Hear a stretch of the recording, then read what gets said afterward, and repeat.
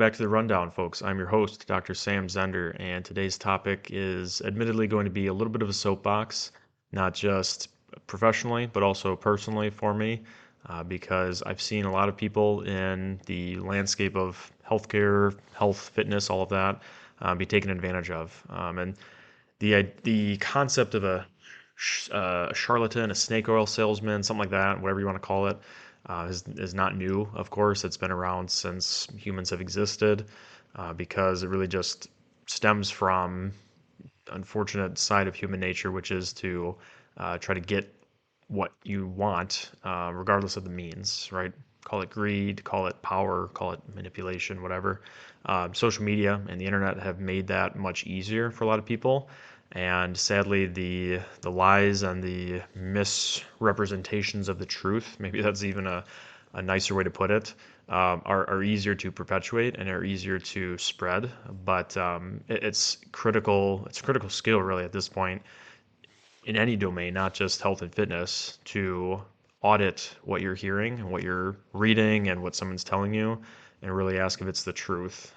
It's a sad part of life in general right now is there's very little trust, really, in any domain, and sometimes for good reason. But in this sector of healthcare and people trying to live their healthiest lives and take care of themselves, it's difficult to know who do you trust, what do you trust, how do you interpret what information is being delivered to you, because we're not all experts. And even being a professional in this industry, I'm certainly not an expert in many topics, right? I'm a specialist in what I know, but I work with a lot of professionals in other settings and other disciplines because you need to. We can't all be experts in everything. But it is frustrating to me how many people will just set any sense of morals, ethics, compassion aside to try to make a quick buck, take advantage of people, and do it in a way that oftentimes requires fear. Right? We sign up for certain things, we purchase certain things, we subscribe, whatever action you want to pick, oftentimes based from emotion. And the easiest one that many influencers or many experts, whatever we want to call them, will use is fear-based. And we try to prey on people's emotions out of a sense of, the what if I don't subscribe to this? What if I don't take this, pill or do this program or listen to this person? How is my life going to be so much more negative? And that's the frustrating part for me, is that many people get taken advantage of in a fear-driven model. And so the goal for myself and many other professionals who recognize like this is a huge issue and we need to do what we can, try to be the louder voice. And the goal is always to educate people in a way that is somewhat comforting. Sometimes it's not necessarily the easier message to hear, but comforting in the sense that yes, there are other options out there, and maybe the one that you're looking at right now maybe didn't work, maybe did get taken advantage of, but don't give up hope. Oftentimes the fundamentals are what work, and so we'll expand on that later. But uh, snake oil salesmen, this idea of charlatans or experts coming in and saying that they have the magic solution or that their proprietary formula or program is what works. It's not new. It's something that has been around for a while, as we said. But in the health and fitness industry, it manifests oftentimes as either a quick solution to eliminate pain or to reduce weight, have the body of your dreams, have the fitness capacity of your dreams, maybe accomplish some athletic achievement. And it's important for us to really analyze the claims that are being made and question people when they do make those claims. This is something that I'm very sensitive to as a physical therapist. In my daily practice, clients will ask straight up questions such as, what's the best stretch for whatever pain I have, or what is the best program I should be on, or how can I prevent these things from happening, right? We want we speak in absolutes, and that's normal, right? Our brains, as complex as they are, we also try to think the simplest solution is going to work, and sometimes it does. But many times in the health and fitness realm, there might not be that quick instant solution, or there's not generally not going to be. And so that's something that I have to deliver in a message is, well, unfortunately, there's probably not one best way to do this. There's not one only way. There's a lot of options, so let's go over those. But a lot of it's going to come down to, you being able to stay consistent and honestly just be patient enough to accept the results. So that's not easy to hear, right? Because we want to have that fast solution. I am not a patient man myself. Ask my wife. I do not like to wait really for anything. I certainly can appreciate how people want that fast solution. The reality, though, when it comes to living your healthiest life, or having the body that you want, the capacity that you want, the health that you want, is that it takes discipline and it takes time. Really, those two ingredients, I would say, are the key. And I'm obviously not the first person to say this. I won't be the last. I'm not saying anything new, but it's not exciting. It's not easy to market that, right? How do you make it interesting to tell people that, well, it takes work, right? Something just takes work and it's boring, but it's going to work, right? That's not fun. It's much easier to make some brand new supplements and proprietary product or program, flashy, exciting. It catches our eye. It's something that breaks the cycle of the monotony of living a healthy daily life and makes it seem like, oh, maybe I can get out of this rat race of eating well and exercising consistently and sacrificing certain things at certain times, certain pleasures.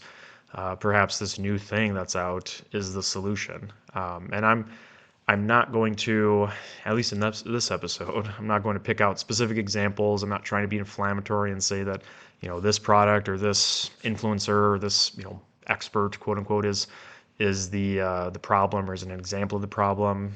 I'm sure many of you are familiar with different people online that maybe promote certain things and very much market, specific products or programs that they might get paid for. And it's not to say it's all bad. There's many people out there that deliver great work, but I think unfortunately much of many of the popular accounts out there and people and experts and things that we culturally look at as the ideal picture of health and fitness, they are delivering their message with a bias that maybe twists the truth to an extent that is, I would argue, unethical, and I would argue not the most appropriate way to do it, because they are then financially compromised to have to say that their way is the best or their way is the only way or that other ways are inferior. And when we speak objectively and we look at the research, or even at times if you just look through observation of the natural world, those claims fall apart. And in some ways that can be crushing, right? To hear that, well, the expert that I trusted or the thing that I trusted is not legitimate. That's not necessarily the end, though. The next chapter of that storyline is, okay, but that means that there's so many other opportunities and so many other ways to get better, right? Or to stay healthy or to stay fit, what have you. So, and let me give you just a general example. In the PT side of things and rehab in general, again, we want those quick fixes. And there's a lot of physical therapists, whether it's on YouTube, TikTok, Instagram, what have you, that will make posts to the effect of, POV, you tried this one stretch and your back pain went away, right? Or the thumbnail makes it look like, do these 3 exercises to eliminate your knee pain or your back pain or what have you. And I get it. I do my social media as well. I'm, at least partly in the atmosphere of creator world. So I get you have to make it attractive, of course.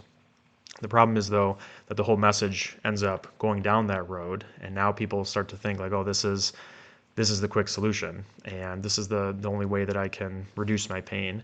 Now, if it helps, great. Of course, I'm never going to criticize somebody who helped another person get out of pain. The challenge there, though, is that you've now formulated a belief that this is the only way I can do it, this is the best way, and either that therapist who made that video or not just therapist, maybe it's chiropractor, maybe it's physician, whatever, doesn't really matter. Let's not harp on the term that I'm using there. It's more about just, person delivering a message to the public, that you can get biased by seeing an N of 1 case go well and think that, oh, this must be the right way. This must be the best solution for this individual. Or even worse is, the non-expert, the patient in that case, then will be an advocate of this approach as being the only way to do it. And perhaps, a second episode of this pain comes around for them and they try that first solution and it didn't work. And now they're desperate because they feel like, well, if this, magic solution isn't working, then I must have the worst case scenario. Or they tell their friend and then their friend's pain doesn't go away from the solution, and maybe there causes more distrust between them or between other providers. The point is, it's difficult to maintain a healthy relationship all the way around and really help optimize people's health and fitness long term if we are boxing them into thinking that there's only one best approach to eliminating pain. And we talked about pain last time, so I won't get into all the depths of the topic there, but the idea, of course, or the main idea is that it's complex, right? So no, there's not a magic solution for pain. There's not even a magic, or I should say a universal trigger for certain types of pain, even certain diagnoses, right? There's a lot of different things that will cause like patellar tendinopathy. A lot of different things will cause low back pain. A lot of different things will cause rotator cuff strains. There's not just one reason why we feel what we feel, and there's not one solution for it. So if somebody approaches you or some expert claims to have this perfect solution, those are the types of things that I would say we need to take a pause, step back, audit their claim, say, well, why do you feel like this is the way we have to do it? Why can't we potentially explore other options or consider what else can be done? Because again, pain and human biology is very complex, and we're complex creatures. We need a variety of different solutions. But even outside of the rehab side of things, if we talk more like fitness, performance based, this is probably where the snake oil, if you will, gets much more prevalent. Lines of supplements, different products, different performance programs, even things that are legitimately valid and have been helpful. I think of creatine as a great example. The facts around them get twisted, and the way that the message gets delivered makes it sound like it's a miracle drug. And creatine is not a drug. I'm just using that as a general phrase. It's very safe. It's one of the best things, honestly, you could take. One of the best substances, I would argue, that pretty much anybody can take. It's essentially non-harmful. It's not going to destroy your kidneys. There's a lot of benefits for even cognitive, impact, not just the musculoskeletal side of things. But if we really look at the research, despite all the decades of research that point to it being positive, look at the research and look at what the effect is in trials where creatine is used, right? You're not going to take somebody who is completely unfamiliar with resistance training or strength training, performance training, what have you, give them a couple days or weeks of creatine and then just watch them turn into a professional athlete.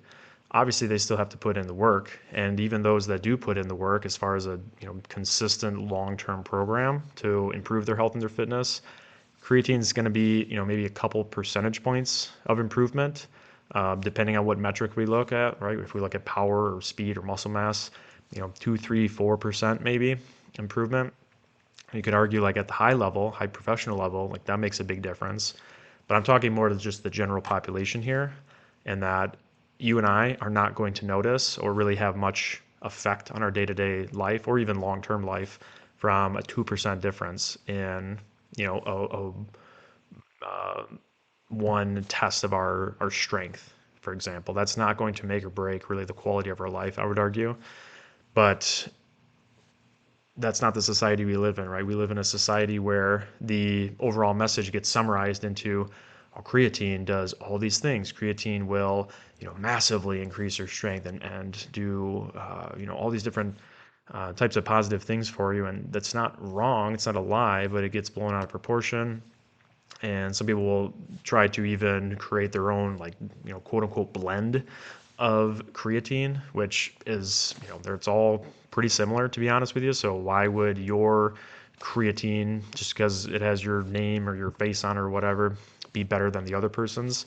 It's a natural substance. We find it in meat, for example, too. So I just give creatine as an example because it's the first one that I think a lot of us will think of, but there's plenty of other, different kinds of supplements out there that this whole thing gets twisted on, right? And supplementation is maybe the easiest way for us to contextualize the point here, is that even the things that are going to help, which honestly are not that many, I would say creatine, caffeine, beta alanine may be another supplement that, depending on your performance goals, could help with.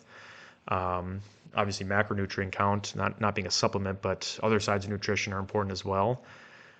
But point is, all of those things, they may help, but even when they do, it's very minor. Like, we still have to have the fundamentals of putting in consistent exercise, timed exercise, having a deliberate program that will slowly progress in intensity, in volume, at an appropriate level to make sure that we actually keep adapting to different stresses and get stronger.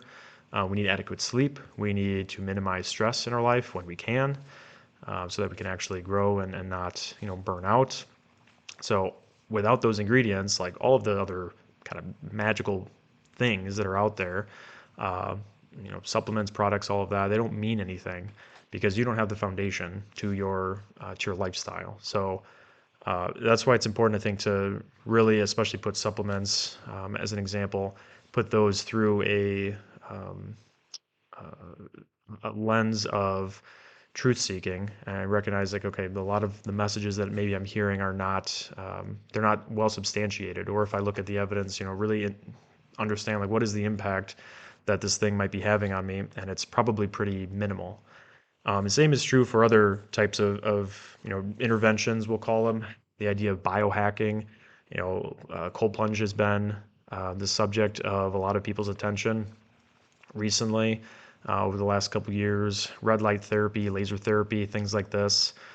We try to get these quick fixes, right? We want this fast solution. We want this thing that's going to put us over the top. And some article may come out, some research may be developed where, yes, the end result is between two different groups. We might see a slight improvement in certain biomarkers. But again, when we really look at the details, that result tends to be pretty minuscule. And then we would also, I would argue, we should ask the question of how much does that matter anyway? Like, does it really impact our long-term our long-term health in the grand scheme of things? If things like, for example, heat shock proteins or our acute testosterone, if that increases or decreases or changes, from a bout or from several bouts of cold plunge or red light therapy or whatever it is, right? That's not the message that gets pushed, right? The message that gets pushed is, this thing, whatever it is, this tool, this process is amazing and you need to do it. And if you're not doing it, you're going to be missing out on all these benefits. The problem is that's all we focus on, right? All we focus on is the short-term piece. We just focus on how we can quickly get to our cold plunge, quickly get to the red light therapy. The whole time we are not eating well, we're not sleeping well, we're not exercising enough or intensely. We're not even challenging our body to a stimulus where a cold plunge would be warranted.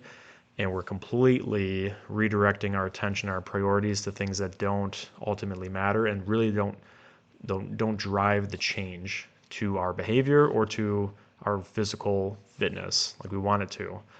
And that's really the problem that I have, and I think a lot of other providers have, is that these charlatans will say they've completely shifted our focus away from what matters in life and what matters in health in our society. And so it's very difficult now to have a conversation. Now, I would never say that those types of things should not be done. I'm not here to say that they're harmful. I'm not making claims that I can substantiate as well. I can't deny the evidence that is out there for, certain cases. Yes, there may be some small improvement. My point is, again, what is the foundation of your lifestyle? If it's these quick fixes or these short-term ingredients that are not going to stick without the long-term piece, then quite frankly, you're wasting your time, or your time is being wasted by somebody else. In worst case, you could be out, significant amounts of money as well, in addition to your time. And that's something that frustrates me, and it frustrates other providers as well too that I know are like-minded in this, because the basics, the fundamentals, are really what have always worked and what will continue to work as long as we're biological creatures. So It's not a fun message. It's not exciting. It's difficult to market. But it's one that I think we need to just keep acknowledging and keep pushing, that the basics of eating well, not over consuming food, making sure you have well-rounded variety of nutrients, protein, carbs, fats, all of that, keep things balanced to meet your needs. You're getting adequate sleep. You are on a consistent training schedule that is gradually increasing in intensity, but doesn't create injury and doesn't cause burnout. And that you minimize stress. You're in a community of people that you enjoy being around, or perhaps you do enjoy, a health and fitness lifestyle that is more solo. Great. If that helps reduce your stress, that's fine too. Outside of the gym or outside of home, making sure that stress at work is minimal, which of course isn't always in our control, but you do what you can to try to minimize that. We're not, putting things into our minds or into our bodies that are increasing stress, inflammation excessively, because all of that is going to feed on itself in a negative way. But again, without that, all these quick fixes, these claims that get made, they're meaningless. And the last thing I want to keep seeing is people being taken advantage of by products or by people that are unsubstantiated and that are not going to really deliver the long-term results they want. So bottom line is this: stick to the basics. They're what have always worked, and they're what will keep working. The supplementation and additional accessories for your fitness are helpful only when you have that strong foundation. So find a program both on the nutrition, sleep, and fitness side or the exercise side of things that is sustainable for you, that you can stick with. And only from that point will you be able to reap the rewards and live the life and develop the health that you are looking for.